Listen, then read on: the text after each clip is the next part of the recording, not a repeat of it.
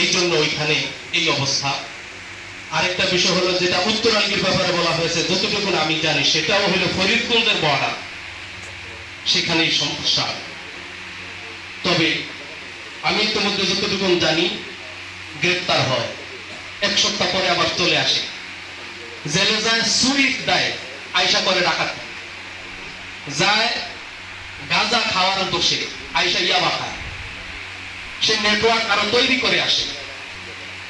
তো গ্রেপ্তার হলে যেন যথাযোগ্য শাস্তি সে পায়। এবং আমাদের প্রধান অতিথি মহোদয় রয়েছেন, কোন রকমের কোন দলের পরিচয়ে, ব্যক্তির পরিচয়ে, মামু খালু কারোর পরিচয় সে যেন গ্রেপ্তার থেকে রাখতে না পারে, এটা আমাদের আজকে জোরালো দাবি।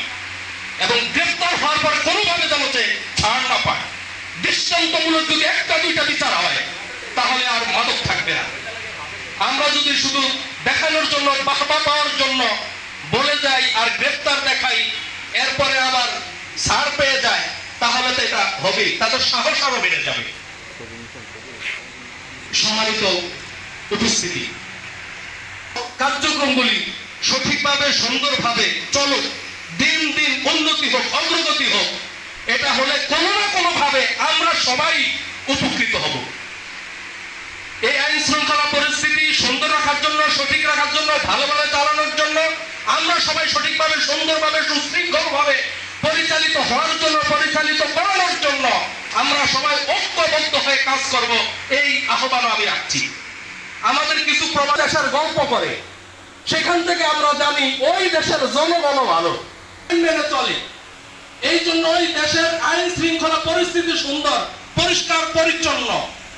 তাহলে আমাদের যারা দায়িত্বশীল রয়েছেন, প্রশাসনের কর্মকর্তা রয়েছেন, ওনারাও দায়িত্ব পালন করে ইজি হবেন, সহজভাবে দায়িত্ব পালন করতে পারি। আমরা যদি সজাগ থাকি, আমরা যদি আইনকে শ্রদ্ধা করি, সম্মান করি, আল্লাহ রাব্বুল আলামিন আমাদেরকে শুরু থেকে শেষ পর্যন্ত যে কথাগুলো আমি বলেছি, আমি সহ আমরা প্রত্যেকেই মেনে চলার তৌফিক দান করুন। অনুষ্ঠানে বিশেষ অতিথি হিসেবে উপস্থিত আছেন হাইমচর উপজেলা থানার ভারপ্রাপ্ত কর্মকর্তা শাহ আলম সাহেব। আজকের অনুষ্ঠানে বিশেষ অতিথি হিসেবে উপস্থিত আছেন। দৃষ্টি আকর্ষণ করছি, আমাদের এই 5ই আগস্টে হাইমচরে কিছু ঘটনা ঘটেছে। আমরা 6 তারিখে হাইমচর উপজেলা বিএনপি বিপ্লবী সভাপতি আমিনুল্লাহ ব্যাপারী এবং মাদার ইসলাম শফিক ভাইয়ের নেতৃত্বে 6 তারিখ থেকে আমরা যুবদল, ছাত্রদল, স্বেচ্ছাসেবক দল সহ হাইমচর উপজেলা কোথাও আমরা